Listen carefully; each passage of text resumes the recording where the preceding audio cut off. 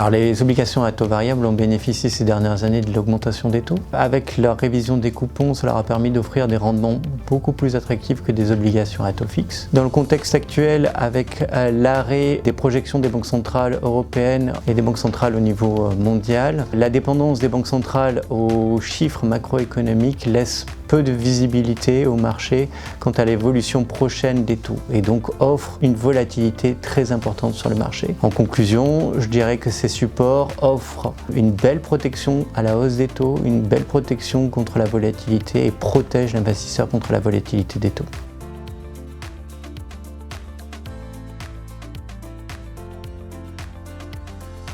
Le premier avantage, c'est la faible sensibilité au taux. Cette faible sensibilité au taux amène moins de volatilité sur ce type de produit par rapport à une obligation à taux fixe. Le deuxième élément, c'est tout simplement le fait que la composante crédit pourrait être la seule source de volatilité. Dans le contexte actuel, au vu des chiffres macroéconomiques et sectoriels, la composante crédit est assez supportive. Le dernier point, la liquidité.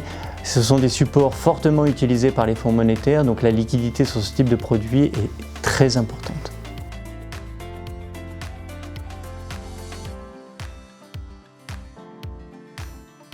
Alors l'approche de Candriam est basée sur 3 piliers. Le premier pilier, c'est une analyse top-down, une analyse des secteurs afin de pouvoir sélectionner dans l'environnement actuel les meilleurs secteurs.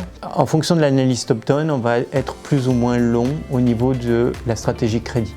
C'est-à-dire on va mettre des maturités plus longues ou on va mettre des maturités plus courtes en fonction de l'analyse top-down qu'on va avoir. Le deuxième pilier, c'est une analyse bottom-up, une analyse de l'ensemble des sociétés. L'ensemble des émetteurs sont analysés en interne avec une intégration ESG pour l'ensemble des émetteurs. Elle permet de voir au sein des sociétés les sociétés qui pourraient avoir des problèmes sociétals, environnementaux et gouvernance. La gouvernance est importante au niveau des sociétés investment grade.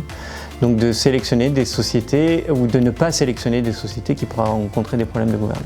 Le dernier pilier, c'est la diversification dans l'ensemble de nos portefeuilles, dans l'ensemble de nos mandats. Cette diversification se fait à la fois au niveau géographique, au niveau sectoriel et au niveau émetteur. Cette diversification est un pilier important car il permet de limiter la volatilité au sein de nos portefeuilles.